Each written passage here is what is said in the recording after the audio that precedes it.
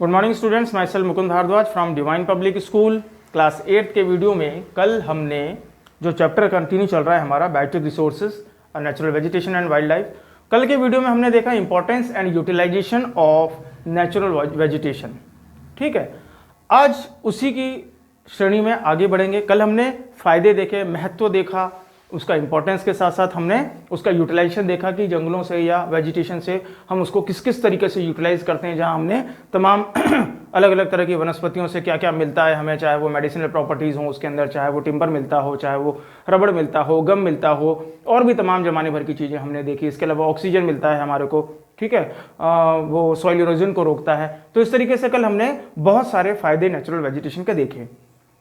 आज का हमारा टॉपिक है human impact on natural vegetation, कि इंसानी हस्तक्षेप से, इंसानों की वजह से, ह्यूमन बीइंग की वजह से ये जो नेचुरल वेजिटेशन है ये किस तरीके से प्रभावित हुआ है। ऑब्वियसली पॉजिटिव इंपैक्ट तो नहीं आए हैं, इसमें तो कोई दो राय नहीं है। तो आखिर ये क्यों हुआ और इसके पीछे का सिस्टम क्या है, या ऐसा क्यों हो रहा है, आज हम इस बारे में चर्चा करने वाले हैं। देखिए, इसमें तो कोई दो राय नहीं है कि forest carry a great significance in human beings life. बहुत सारा महत्व है जो कि कल की वीडियो में मैं ऑलरेडी आपको बता चुका हूं। लेकिन यही महत्व जो है ये जंगलों के लिए खतरा बनता चला जा रहा है। कैसे? लकड़ी चाहिए फर्नीचर के लिए, जंगल काट रहे हैं। सड़कें बनाने के लिए जमीन चाहिए, जंगल काट रहे हैं।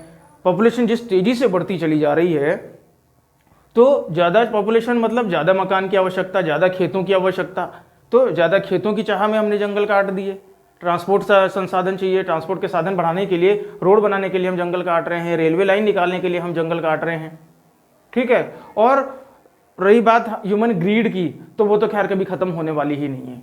तो हम ज़्यादा से ज़्यादा बेनिफिट लेने के चक्कर में अंधाधुंध जंगलों को काटते चले जा रहे हैं। और बेसिकली इसी को डिफॉरेस्टेशन भी कहा जाता है। ठीक है, the huge removal of forest cover is known as deforestation, जैसा कि आपकी बुक में डेफिनेशन भी दिया हुआ है। ठीक है, तो क्या करके आ रहे हैं हम लोग, ह्यूमन इंपैक्ट कहां कहां ज्यादा देखने को मिल रहा है। एक, एग्रीकल्चर एक्टिविटी के चक्कर में हमने बहुत सारी जंगल काट दिए। इंडस्ट्रीज डेवलपमेंट करने के लिए हमने, इंडस्ट्रियलाइजेशन के लिए हमने बहुत बड़ी तादाद में जंगलों को खत्म किया है। माइनिंग के लिए बहुत बड़ी तादाद में हमने जंगलों को खत्म किया है। मकान बनाने के लिए और ट्रांसपोर्ट की सुविधाओं को बढ़ाने के लिए, एयरपोर्ट्स डेवलप करने के लिए भी हमने जंगलों को साफ करते चले जा रहे हैं। और इसी पूरा जो ये जो फिनोमेना है, ये जो पूरा तंत्र है, ये जो पूरा तरीका है, जिस भी तरीके से या जिन जिन कारणों की वजह से भी हमने जंगलों को साफ कर दिया, खत्म कर दिया, काटते चले जा रहे हैं, इसी पूरी प्रणाली को, इसी पूरे सिस्टम को डिफॉरेस्टेशन के नाम से जाना जाता है। अब डिफॉरेस्टेशन तो ठीक है, कुछ हद तक जरूरी भी लगता होगा कि साहब अगर हम जंगलों को नहीं काटेंगे तो सड़कें कहाँ से निकलेंगी या रेलवेज कहाँ से निकलेगा। ठीक है, मैं समझता हूँ बात कि हमें हमारी आवश्यकताओं की पूर्ति के लिए जंगलों को काटना भी कई दफा जरूरी पड़ जाता है। लेकिन क्या उस जो नुकसान हुआ है उसकी भरपाई करना हमारी जरूरत नहीं है? क्या उस जंगल को काटने की वजह से जो हमारे एनवायरनमेंट पे फर्क आ रहा है उसको हमें रिकवर कर सकते हैं? कोई और तरीका है? Obviously not. तो इसके लिए जो आखिरी तरीका है वो क्या रहेगा? Conservation of natural vegetation. ये जो टॉपिक है कंजर्वेशन ऑफ नेचुरल वेजिटेशन, ये हम कल देखेंगे। आज का जो हमारा टॉपिक है simply human impact on natural vegetation, की डिफॉरेस्टेशन की वजह से या ह्यूमन बीइंग का जो नेचुरल वेजिटेशन पे जो प्रभाव पड़ा है वो किस तरीके से पड़ा है।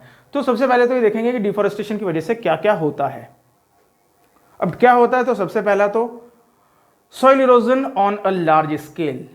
बहुत बड़े पैमाने पे जो जंगल हमने काटे हैं इसके वजह से, जैसा कि कल के वीडियो में हमने पढ़ा था कि जो जंगल में जो पेड़ होते हैं वो अपनी रूट्स से सॉइल को पकड़े हुए होते हैं, बांधे हुए होते हैं, जो कि इरोजन से रोकता है। फिर वो चाहे रनिंग वाटर फ्लो हो, चाहे वो विंड्स हो। लेकिन जब पेड़ कटते चले जाएंगे तो वो खत्म होते चले जाएंगे, जंगल खत्म होते चले जाएंगे, तो बेसिकली ना पेड़ रहेंगे ना उनकी जड़ें रहेंगी, तो फिर सॉइल इरोजन बहुत तेजी से होगा। सॉइल इरोजन हो गया तो फर्दर आगे हम वापस से अगर अफॉरेस्टेशन करना चाहें या नए सिरे से पेड़ पौधे लगाना भी चाहें तो कहाँ उगाओगे आप? मिट्टी तो बची नहीं वहाँ पे, या उपजाऊ मिट्टी तो बची नहीं वहाँ पे, यूँ कह सकते हैं। Second is soil creeping.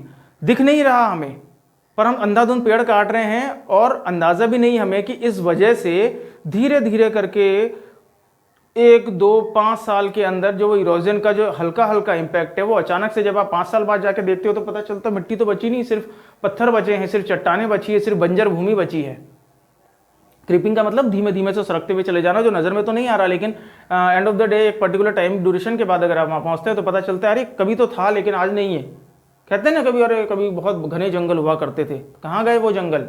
Obviously हम ह्यूमन बींग्स ने अपनी ग्रीड को फुलफिल करने के लिए उन्हें ख़त्म कर दिया और आज उसका खामियाजा भी कहीं ना कहीं हमें खुद ही भुगतना पड़ रहा है। Now next point is increase run of water. पहले बारिश आती थी लेकिन बाढ़ देखने को उतनी ज़्यादा नहीं मिलती थी। अभी अगर मैं बात करूं, पिछले 5 या 7 सालों की बात करूं अगर मैं, तो ऐसा कोई साल ही नहीं होता जब बारिश के बाद बाढ़ देखने को नहीं मिलती। वर्तमान इस साल भी अगर हम बात करें 2020 की बात अगर मैं करूं तो आप देखेंगे पूरा यूपी, मतलब आधे से ज़्यादा यूपी, पूरा बिहार, बंगाल, उड़ीसा बहुत बुरी तरह से बाढ़ से त्रस्त है। और पिछले 4 महीनों में ही हमने देखा कि कई अलग अलग तरह से तूफानों ने हमारे ऊपर अटैक किया, चाहे वो उड़ीसा हो, चाहे वो आपका गुजरात एंड महाराष्ट्र हो। ये सब भी कहीं ना कहीं डिफॉरेस्टेशन के ही प्रभाव हैं। तो जंगल नहीं रहेंगे, पहले रूट्स क्या करते थे या पेड़ क्या करते थे, जो तेजी से बहता हुआ पानी आता था उसको कहीं ना कहीं वो बैरियर के तौर पर उसे रोक लिया करते थे। अब लेकिन अब उसको रोकने के लिए कुछ नहीं है, तो सीधे पानी पहाड़ों पे गिरता है और स्पीड से नीचे आता है। तो न सिर्फ अपने साथ लैंडस्लाइड लेके आता है, तेज मात्रा में पानी लाता है, सॉइल लाता है, मलबा लाता है, और गाँव के गाँव दबते चले जाते हैं, या जो दबे नहीं है वहाँ पे पानी का स्तर इतना ऊंचा हो जाता है कि वो पानी में डूब जाते हैं। तो नेक्स्ट टॉपिक जो है हमारा वो that is decrease in rainfall.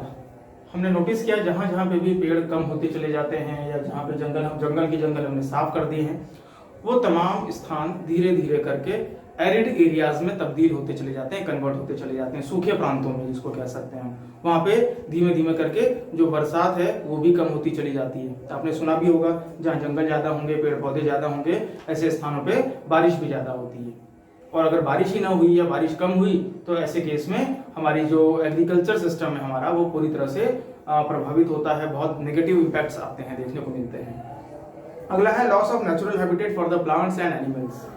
बहुत बड़ी तादाद में हम ये पाते हैं कि कई तमाम तरह के पेड़ पौधे, जंगली जानवर ये विशेष परिस्थितियों में या विशेष प्रकार के जंगलों में ही पाए जाते हैं। अंधाधुंध जो हम जंगल काटते चले जा रहे हैं, तो इस वजह से कई जो बहुत ही महत्वपूर्ण, बहुत ही इम्पोर्टेंट जो स्पीशीज हैं, चाहे वो हम बात करेंगे वाइल्ड लाइफ की या हम बात करें प्लांट्स की, दोनों ही केस में वो लुप्त होती चली जा रही हैं, कम होती चली जा रही हैं, या दूसरे शब्दों में कहूं तो खत्म ही होती चली जा रही हैं। तो ये बड़ी चिंता का विषय है कि अगर इस प्रकार से हम अंधाधुंध जंगलों की कटाई करते रहे और वो जो महत्वपूर्ण जड़ी बूटियां हो सकती हैं, वो महत्वपूर्ण पेड़ पौधे हो सकते हैं, वो महत्वपूर्ण जंगली जीव हो सकते हैं जो कहीं ना कहीं हमारे फूड चेन को या जो लाइफ साइकिल है उसको सपोर्ट करते हैं, वो अगर खत्म हो गए तो इस प्रकार धीरे धीरे देखते देखते एक दिन हमारी धरती खत्म होने के कगार पर पहुंच जाएगी। आए दिन हम देखते हैं या आपके सिलेबस में भी है, इस स्टैंडर्ड में आप पढ़ेंगे, वहाँ पे साइंस में वल्नरेबल स्पीसीज या एक्सटिंक्ट स्पीसीज, रेयर स्पीसीज, कई ऐसे तमाम जीव जंतु जो पहले आम तौर पे देखने को मिलते थे, जैसे गिद्ध अभी नहीं नजर आते हैं, ठीक है, शेर भी गिनती के रह गए, आप बिल्कुल सिंपली उनको काउंट कर सकते हो, ठीक है। टाइगर्स धीरे धीरे खत्म होते चले जा रहे हैं, हाथियों का जिस तरीके से शिकार हो रहा है वो कम होते चले जा रहे हैं, राइनोसोरस लुप्त होने के कगार पे आ गए हैं। तो ऐसे और भी न जाने कितने जीव जंतु हैं हमारे यहाँ पे जो अब बहुत कम रेयर कंडीशन में ही देखने को मिलते हैं, और अगर यही सब चलता रहा तो आने वाले वक्त में वो पूरी तरह से विलुप्त हो जाएंगे। तो इसका भी हमें ख्याल रखना होगा और ये बहुत ही चिंता का विषय है।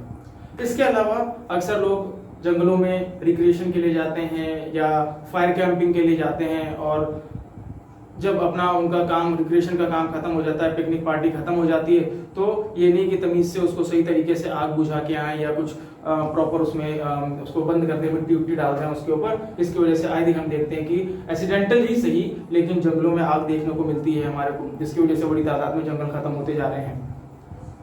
अगला सुनामी देखने को मिल रही है हमें। एक बहुत बड़ा रीजन शिफ्टिंग कल्टीवेशन भी होता है, जो कई ट्राइबल एरियाज में देखने को मिलता है, जहाँ पे जो ट्राइबल पीपल्स होते हैं, जो जनजाति समुदाय के लोग होते हैं, वो जंगलों में एक पर्टिकुलर क्षेत्र के पेड़ों को काट के या वहाँ पे आग लगा देते हैं और उस जगह पे खेती करते हैं। थोड़ी बहुत फर्टिलिटी जो उनकी होती है, 1 से 2 साल के अंदर उसकी फर्टिलिटी खत्म हो जाती है, तो वहां से आगे बढ़ के आगे के जंगल साफ करके वहां खेती करना शुरू कर देते हैं। इस तरह की जो एग्रीकल्चर प्रोसीजर होता है उसको शिफ्टिंग कल्टीवेशन या जूमिंग कहा जाता है, ये आपके सिलेबस में भी है।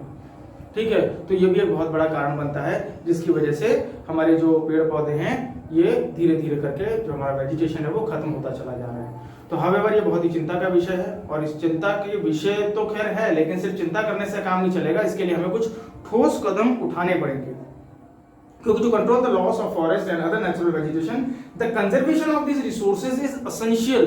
तो हमें ये तमाम जो हमारे नेचुरल वेजिटेशन या वाइल्ड लाइफ जो है इसका कंजर्वेशन बहुत ही essential part of our life है। तो मेरा कल का टॉपिक यही रहने वाला है कि how we can conserve our natural vegetation और natural resources. Well, thank you so much guys for today's video. I believe you are learning what I'm going to teach you. So keep studying. Thank you.